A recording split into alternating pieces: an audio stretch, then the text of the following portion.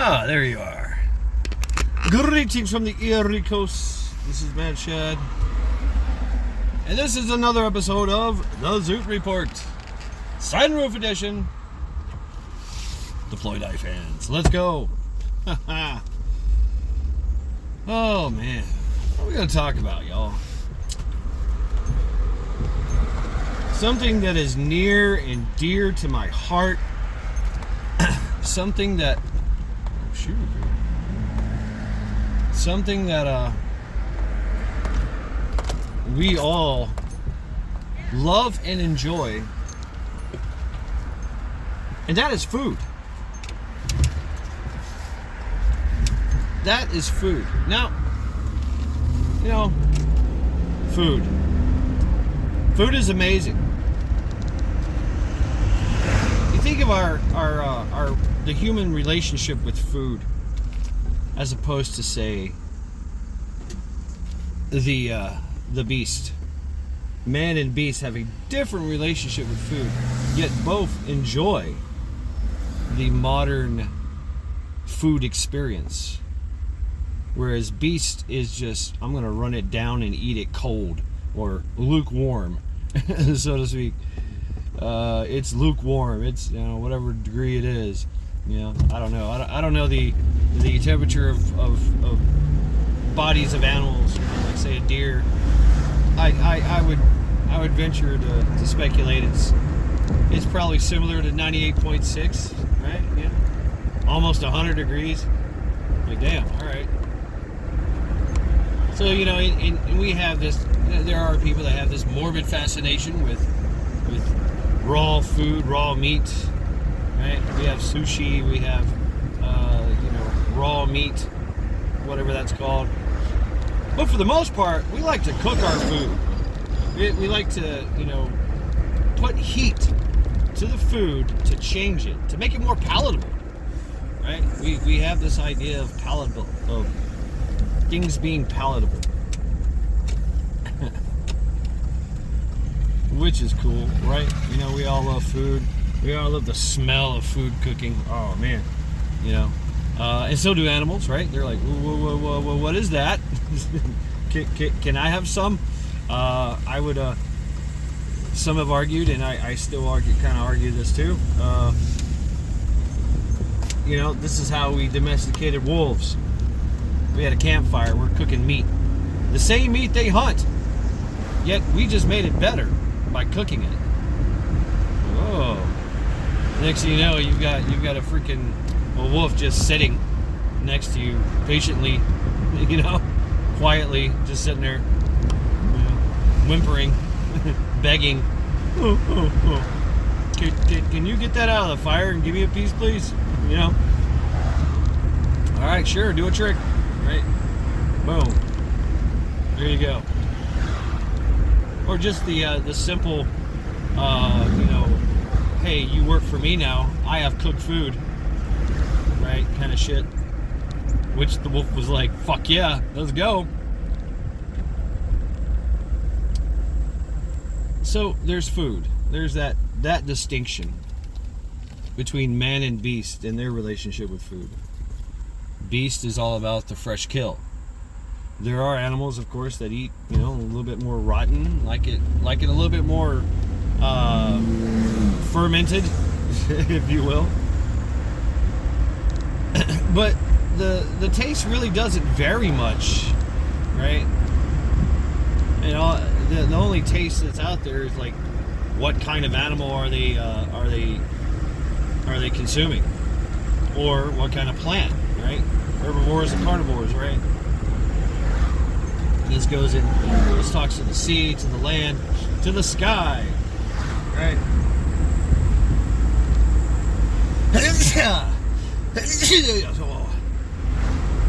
Sorry, I'm having Japanese sneezes. Hi, arigato, guys. Bless you. But you see the distinction, and then as humans, I don't know, we like to complicate things. You think just taking food, roasting it on a fire, boiling it in some water, So it kills all parasites and bacterias and shit. Makes it more palatable for us to eat. Makes it more tender, better, easier on our digestive system. You think we'd stop there? But no. Let's take up, spices and herbs and fats and butters and now you've turned, say, a deer steak, something that you just cut off the animal, right? Or a cow. Let's say a cow steak. Let's use that. You take a cow steak, meat from a cow. You slap it on a fire. Throw some salt on it. What? Salt? Wait a minute. Salt? And a mineral that is mined out of the ground or found on the, extracted from the ocean or whatever. Usually out of the ground. We put some salt on it. We make our own sauces. We make our own liquids to put on there. Amino acid. You take marinade. You take a steak and marinate it. We take plants and chop them up and throw them in there because it's got this interesting taste. We make a beer, right? We make a beer called Guinness. It's a hell of a process. Pour that in there. Some people like soy sauce, that's a hell of a process. Pour that in there, right? We talk about processed foods, but that's how we eat food anyway, is we process it. It's, it's processed. Something is made through a process, and ingredients are added to it, and it just makes things amazing. We love diversity. I love food. Man, I when I was traveling, and when I do travel, now I don't travel across the world anymore. I keep it confined to the United States of America, because America, best of all the worlds, right? Best of all the 9 realms. So, there's different types: French, Italian, Japanese, Chinese, Thai, Southern. I mean, there's, whatever. Northern versus Southern barbecue. Woo! Talk about a war right there. Yes, sir. Dry rub versus vinegar base. You just our relationship with food is, it's amazing. It's amazing what we have done with food. And now the next evolution, where everything has been, processed in a factory, right? Chemicals added, things like that, just to make things cheaper, right? They can build things they can pump out a product on a mass scale, right?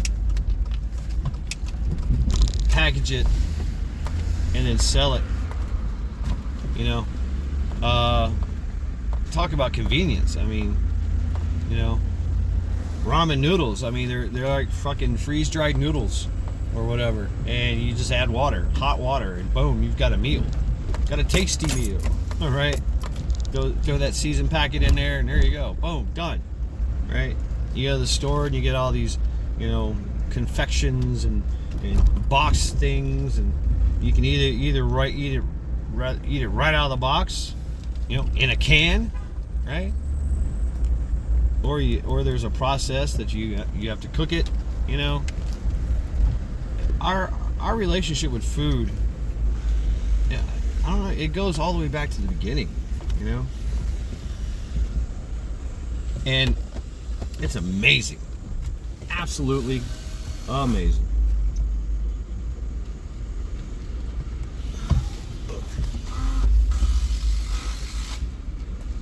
And so,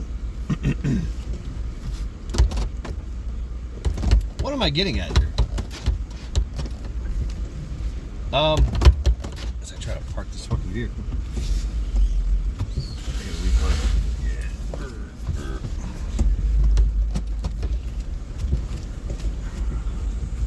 Anyway, what I'm saying, what I'm trying to get to is our relationship with food is complicated. You know, we have different tastes and different likes. There are things that catch our catch our palate. Other things that do not. Right? We're all varied in what we like, what we consume. You know, it's a hell of a relationship. Yeah. Some people prefer only certain types of foods. And some people, I mean, you know, there's problems with some people can't digest certain kind of foods. And you know, that's okay, I guess, right? There's so many like variables in food that one could explore and find the best match for themselves, for their family, for whatever. I say that as I got a big old thing of carry out hibachi. That's right, steak and shrimp time, baby. Woohoo! Well, apparently I left the Zoot report and went about my daily life and totally forgot. Oh yeah, there's a part 2. Yeah, so I got out of my vehicle and, you know, just had a bunch of just stuff to do, you know, and completely forgot about you guys. So anyway, where we talk about food. Yes, food. Yes, food. Man, amazing our relationship with food. Is it a substance that is it just a material that gives you sustenance, or is there actually a love affair that you think about it? Food, we have been the most creative out of most things with food. Food is a source of amazing creativity. It's amazing. It's amazing what we do with things. Right? Good, bad, and indifferent, right? But you know, we can also associate a lot of fond memories and some bad with food. I mean, you know, Thanksgiving, wow. You know, the amazing foods there, the pies, the cakes, the turkeys, the stuffing, the sauces, oh my God, you know, and it just, the list goes on and on and on. And it is, like I said, it is evolved to a higher creative level, you know, of a standard of food. You know, it's not simple anymore.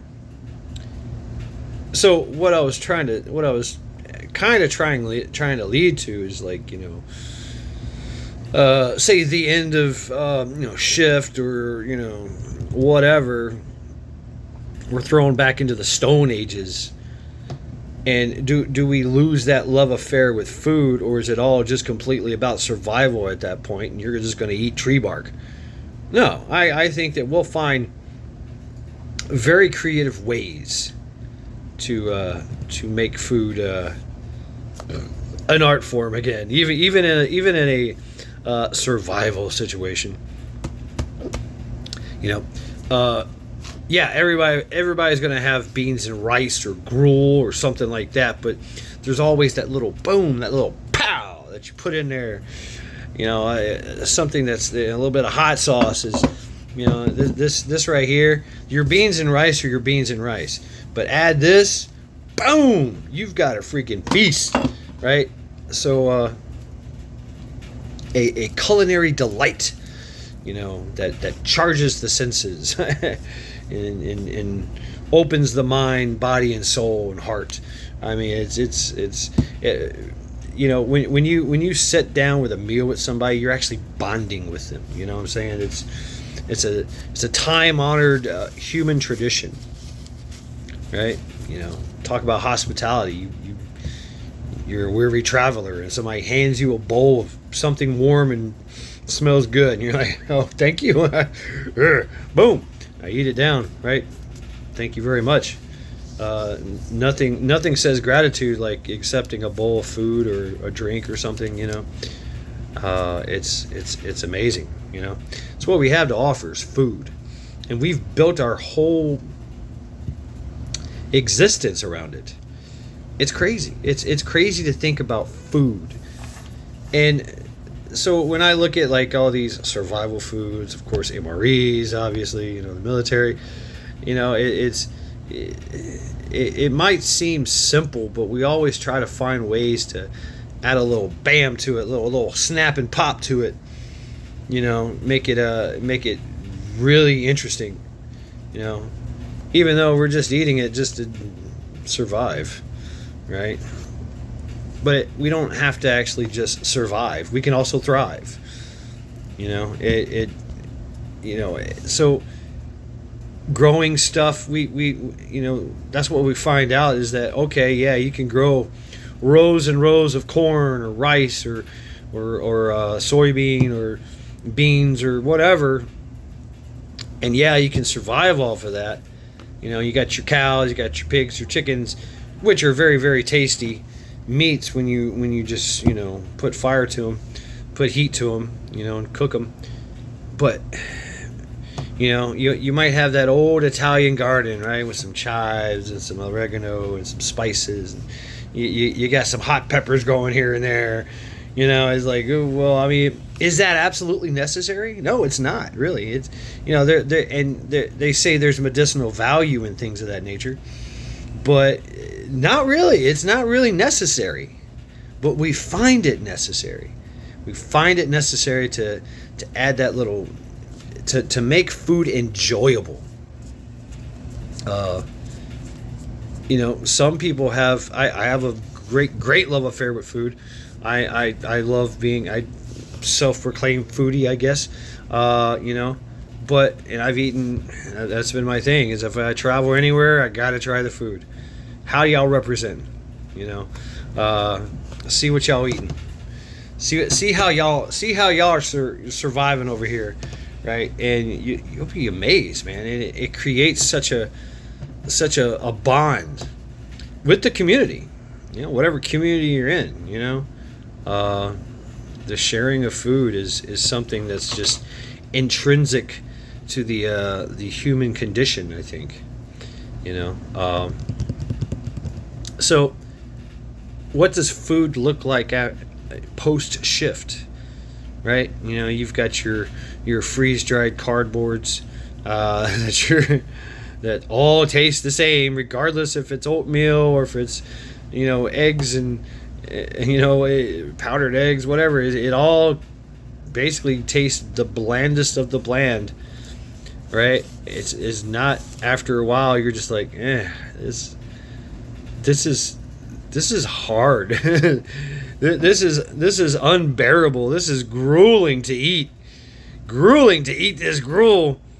But you take a little pinch of salt, a little shot of hot sauce, right? Some pepper, simple little like condiments and ingredients. Butter. I mean, just butter. Boom, there you go. Some lard, right? Man, some tallow.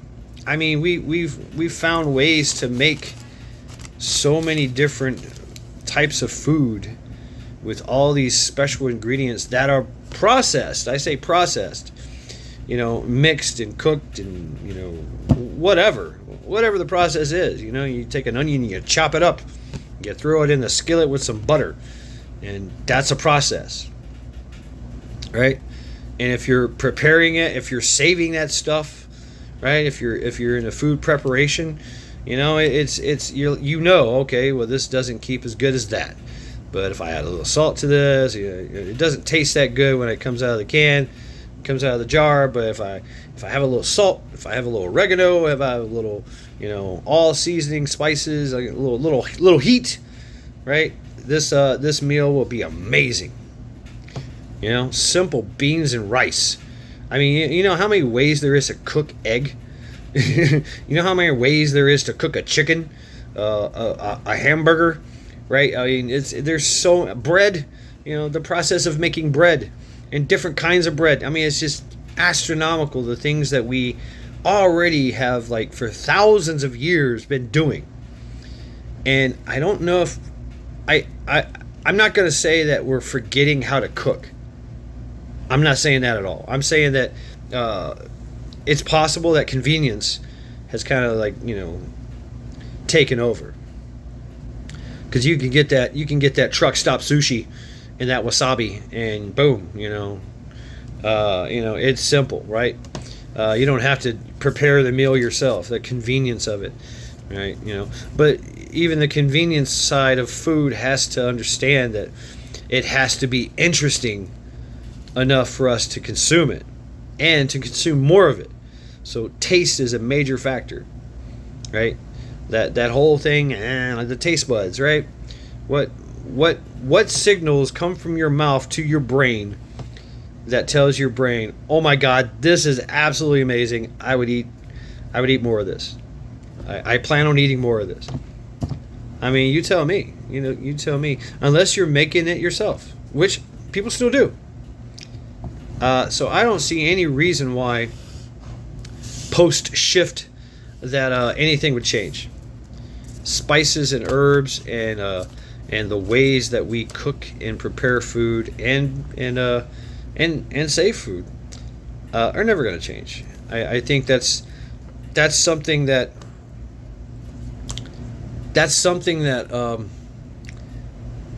I think as humans, like, say if there was a course about humanity, Humanity 101 would be about food. Be a lot about food and our relationship with food. That's a good point. I like this idea. Humanity 101. Right?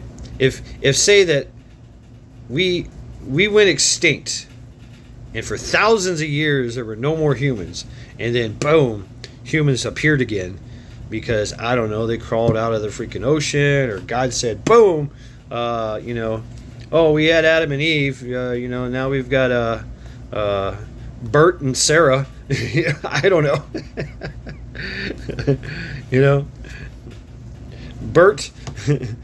Bert and Sarah are now the only two. Their job is to repopulate the earth. Giving them a course like, hey, this is what your predecessors did. Here's the food 101, right? Food and how to make it prepared and make it enjoyable. I think that would consist of a lot of the course of Humanity 101. I think food, just wow, and you know what? Food has in our world, it is inspired travel. Tourism.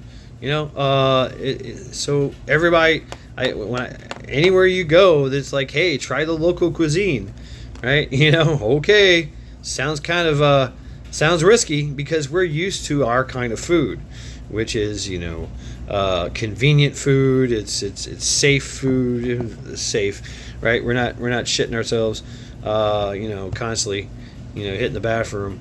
Of course, they don't either because they're used to it. Of course, they come to our country and eat our food. It's like, I gotta stick. Where's the nearest bathroom, please? Right? Your body gets used to things. Yeah. So anyway, I just wanted to get back on here and conclude this video because I never really actually concluded the Zoot report. So yeah, a little after action Zoot report, I guess. So yeah, food, man, food. What are some of the things you like to do with food that are you think are unique and interesting? There's every culture has their own way of and traditions with food. India, China, Japan, Italy. Oh my God, Italy, right? Mexico, the Latino countries. Just there's so many like just cultures. Africa, the South, The South, right? The South and the North. Y'all, the North, they like to smoke everything. That's a beautiful thing. South is it's the South deserves its own little area. It's made. There's so much to that, with different cultural aspects as well, right? So that's the thing, is there's so many fusions of cultures in food. Tex-Mex, and there's a Mexican Japanese place I want to check out. I don't know, sushi tortillas maybe. I don't know, sushi tacos.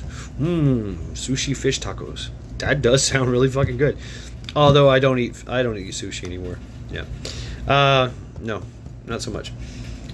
But you understand, there's so much that we mix, and a diverse range of how food is prepared and how it's consumed and the traditions behind it. I think it's an extremely rich part of what Humanity 101 is about. If I had to tell an alien, a visitor that came to this planet, what is the best thing that humanity's ever done, and I would say food. Have you ever eaten a taco? Do you have taste buds? I mean, it's that that would be a question I'd ask the alien. What do you eat? What do y'all eat? And that would tell me everything about them. You know what I'm saying? It would tell me everything. What do you consume?